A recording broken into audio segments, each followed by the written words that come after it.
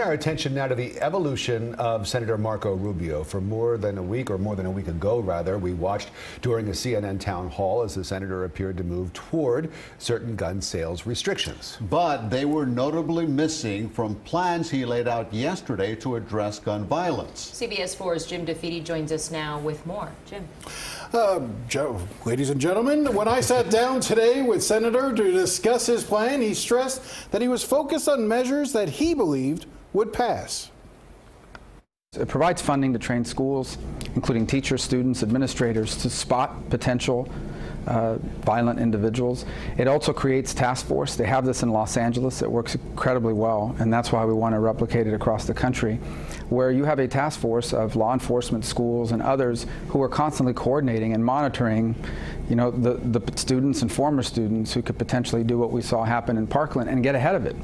The second part, separate from that bill, is the gun violence restraining order, and it creates a mechanism, both in federal law and our bill that we're preparing, where someone can go to court, be it a relative, someone who lives with you, or law enforcement, and get a federal judge to issue a short-term removal of guns and or stopping you from buying guns if you have probable cause that that person could be a harm to themselves or to others.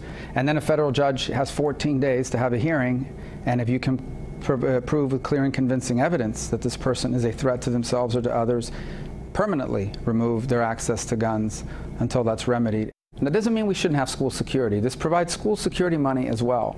But we are better off identifying and stopping killers rather than simply trying to defend against them once they've begun the killing. You and I have had these discussions before. You think that the more a bill tries to do, the less likely it is to pass. Yeah. So do you think that's a potential problem here? Of course. And that said, look, a comprehensive bill is ideal. There's no doubt, because it's more efficient. If you can get everything done at once, that would be great.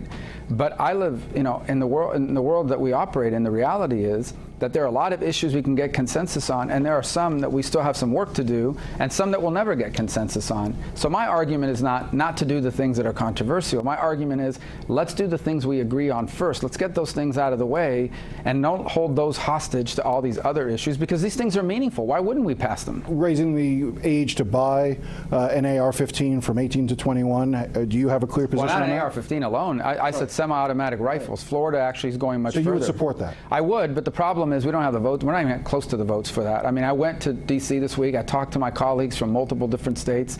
They're not supportive of it. That doesn't mean that isn't something we're going to continue to work on, and that if a bill emerges on it that's limited to that we wouldn't support it. But that's not one of the things we could get done quickly. There'll be a long debate about that. All right, so that's Senator Rubio. What about the high-capacity magazines, those clips that he said during the town hall he might be in favor? He was rethinking his position on that. Sure. He said that he needs more study on that issue. He said he's not sure what the right number a magazine should hold, whether it's 10, 15, or 30, and he doesn't know whether or not they should just have background checks to get them or not. So he says he needs a lot more thought and discussion. All right, so obviously he's focusing his efforts in Washington, but a lot going on in Tallahassee as well. Specifically tomorrow, lawmakers are going to be in session to discuss the Stoneman-Douglas bill. What are they doing there tomorrow? So they're really under the clock here. They're really, you know, they only have like 8 days left of this session before it's adjourned. So they need to use every day they can. So they are meeting on Saturday. Look, they have a comprehensive bill that they are trying to pass with a lot of big pieces moving into it. The question that I have, and the question that may be decided tomorrow, is will the particular portion of that bill that includes provisions to have teachers be armed if they're trained and go through the districts wanted and the rest of it, will that stay? The governor has said that he does not want that in the bill. If this bill passes with that in it, and you're going to see moves tomorrow and over the next few days to remove it from the bill, but if that bill goes forward and passes with that in it, will the governor veto the bill? Or will he sign it? If he vetoes it, the expectation is he would have to then call a special session because he'd be out of time for this session. Jim, getting back to Rubio, his proposal is very disappointing to the people who were in that town hall meeting. The father who lost a daughter, the students who were on the stage with him. What does he say about that?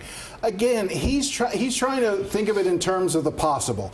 He says, let's do the easy things that we can talk about now, the violence restraining orders, the task force, the ability to better identify verify, provide mental health counseling to students. Let's get those things done now. We can still have the debates about an assault weapons ban. You can have the debate about high-capacity magazines, about raising the age, but why hold everything else hostage till that gets done? I know that's not really what the families want to hear. They want to see it all, and they want to see it now. Washington and Tallahassee don't work that way. They're seeing that reality. Jim, thank you very much.